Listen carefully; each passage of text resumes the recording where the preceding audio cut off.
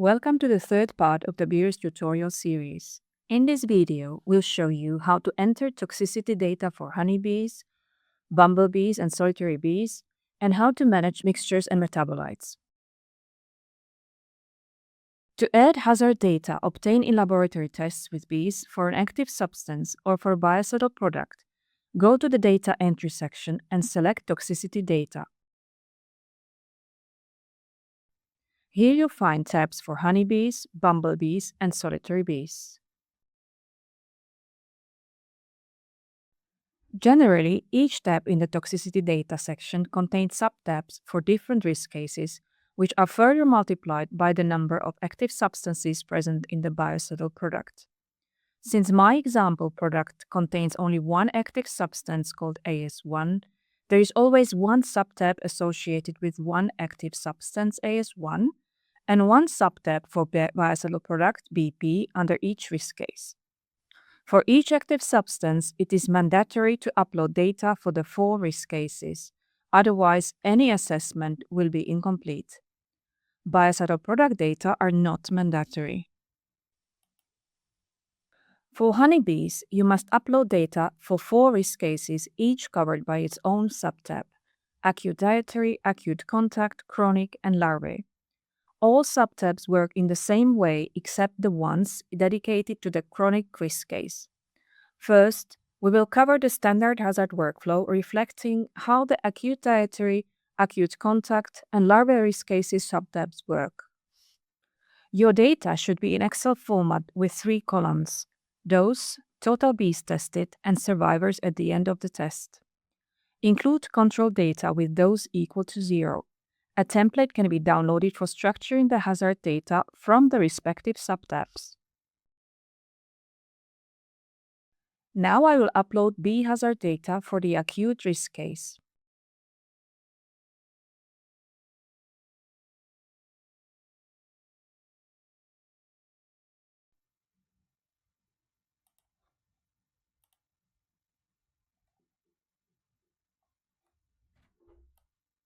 Once uploaded in step 1, the tool checks if the effect, that is, increase in mortality compared to the control at the maximum dose is below 10%, or if the study is a limit test, the tool reproduced a surrogate dose response. This is a part of step 2. If the previous is not the case, you can choose to fit dose response model internally or enter parameters from external software. Internal fittings uses EFSA benchmark dose guidance and offers Bayesian or frequentist options. As an output, BERIS returns a plot of the best fitting model, a table with the median values and the 90% uncertainty limits for the 3 model parameters, a table with the 4 fitted models, and the weights used for selecting the best fit. Once the fitting is completed, you should save the fitted model by clicking on the Save Study. Let me now upload data for other 2 risk cases which rely on the standard hazard workflow.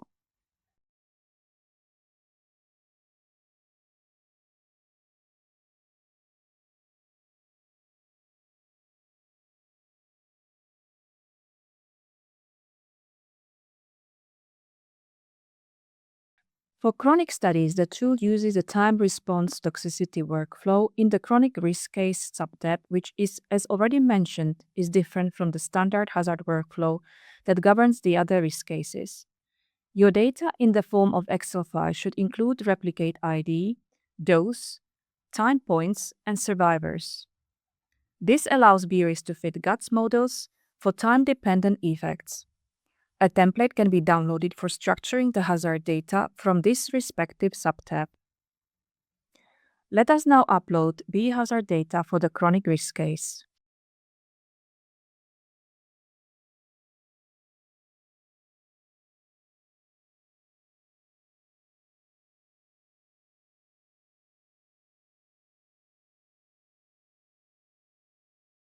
In step 1 of the workflow, the tool verifies how the maximum tested dose compares to 100 microgram per bee per day And in step 2, whether the effect observed is below or above 10% or 25%, or whether the study is carried out as a limit test. If at step 1 the tool confirms that the maximum tested dose is greater or equal to 100 microgram per B per day, and at step 2 that the effect observed is below 10%, the tool will automatically revert to the standard hazard workflow and no further considerations about TRT are needed and no TRT concern is raised.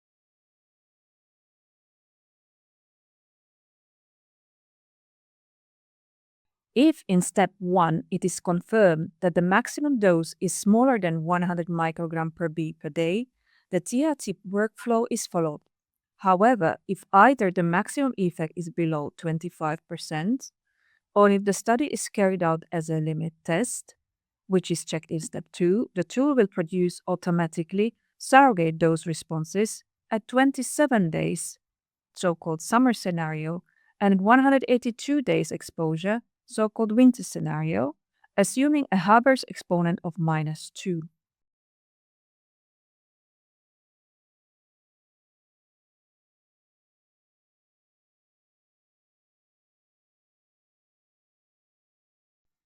If the maximum dose is smaller than 100 microgram per B per day, that is TRT workflow is of relevance, while at the same time the maximum effect is above or equal to 25%, and the study is not a limit test, the data will be fitted to GUTS models.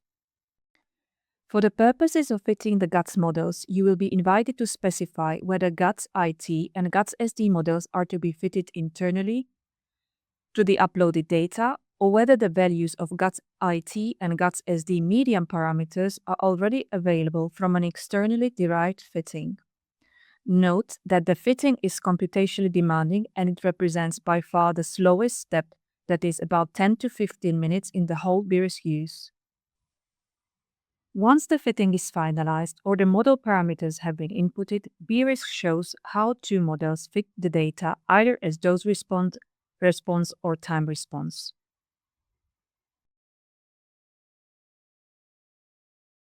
Both models are used to predict LDD50 at any day between 1 and 27, assuming a constant exposure level.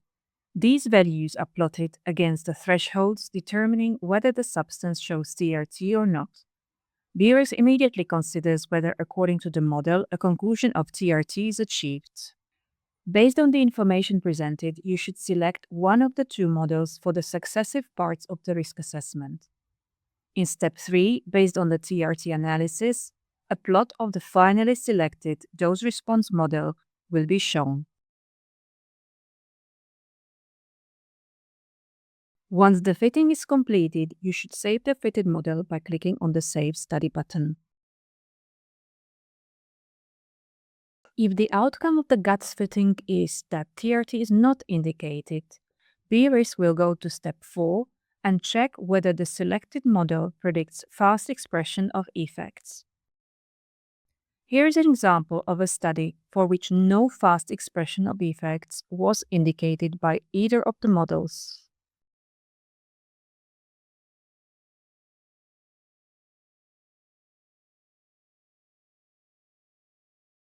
Here is an example of a study for which TRT was not indicated, while fast expression of effects was indicated by the GUTS IT model.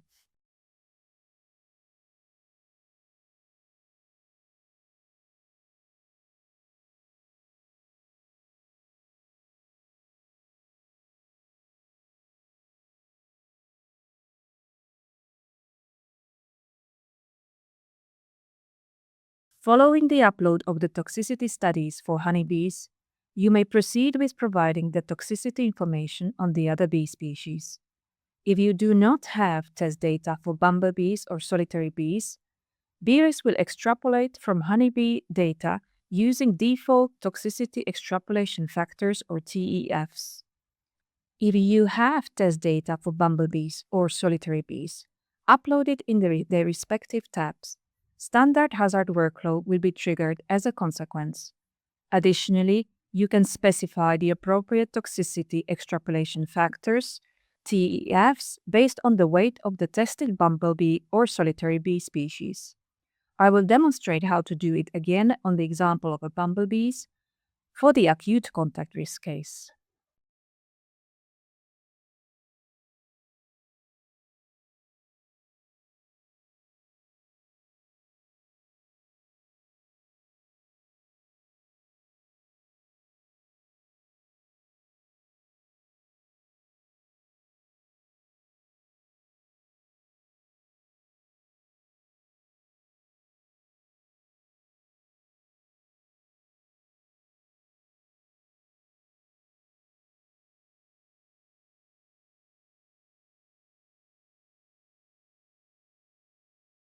The toxicity data metabolites section is intended to be used to input toxicity data on metabolites if these have been identified because risk assessment for metabolites is relevant in accordance with Chapter 11.1 of the EKB guidance.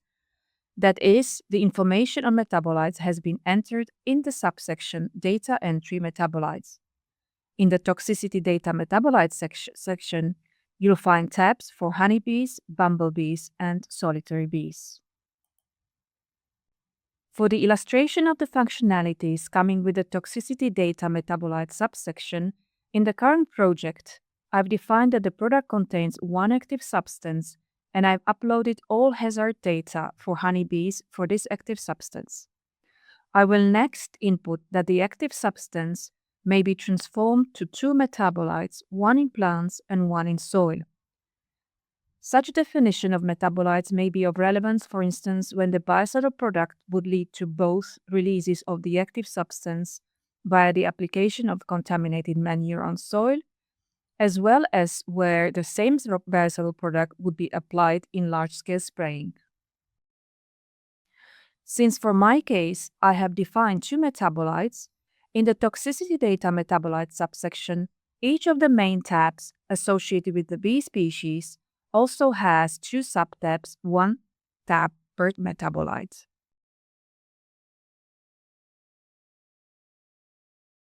A workflow is triggered only when acute oral data for the respective parent active substance with which the metabolite is associated has been uploaded and LD50 of the active is greater than or equal to 0.01 microgram per B.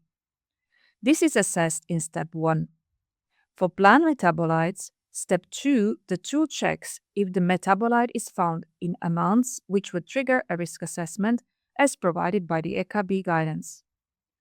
For soil metabolites, step 2 is in principle of no relevance. If the metabolites fulfill the triggers for the risk assessment, then in the next step you need to confirm whether there are acute toxicity studies with metabolites. If yes, you may upload the data. This is done at another level of risk cases, acute dietary, chronic or larvae subtabs, appearing under the metabolite subtab. When data is uploaded, the standard hazard workflow is followed, as explained in the context of active substances.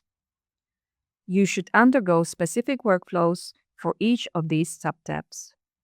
If there are no acute toxicity studies with the given metabolite, you would have to answer further questions, which will determine, depending on the risk case, whether the risk assessment is covered by the parent, whether should be carried out assuming equal toxicity to the parent, or 10 times toxicity compared to the parent.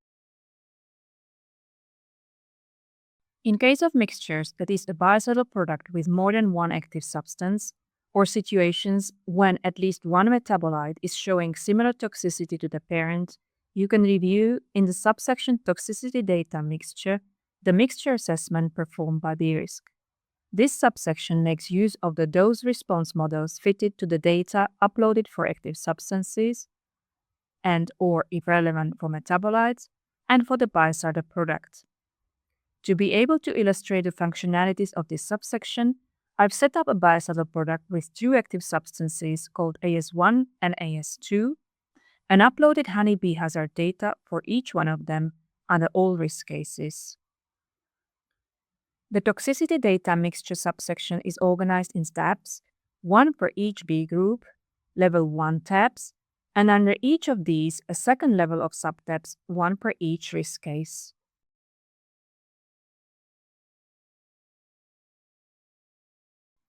Under each subtab, one can see a table summarizing the parameters of the dose responses of mixture components together with the relative fraction in the mixture. Underneath is a plot which shows the dose responses of the mixture components together with the estimated dose response of the mixture using the default additive model, that is dose addition. If a dose response for the bicellular product is not available, you are invited to reflect on whether there is additional evidence of synergism. If synergism is expected, a minimum deviation ratio or MDR can be inputted as well. At the end of this process, you should press the green button Save Study to store the appropriate dose response model for the mixture risk assessment. Let's now see what happens if a dose response for the biocides product is available, that is, in addition to the hazard data for each of the active substances, the assessor would have also experimental data for the biocides product. Depending on the value of the MDR, you are asked questions which would determine which dose response should be used for the risk assessment.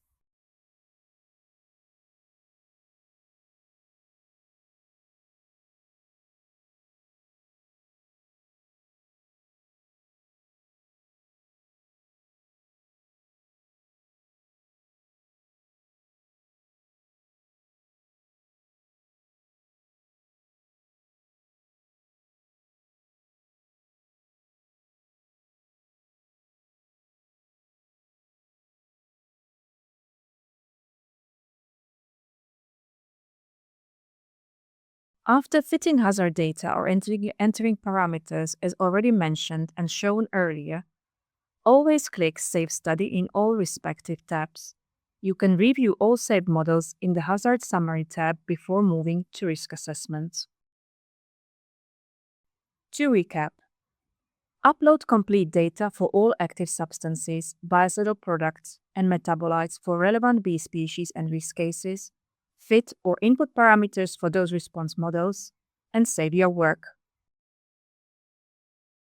In the next video, we'll explore how to interpret risk assessment results across different tiers.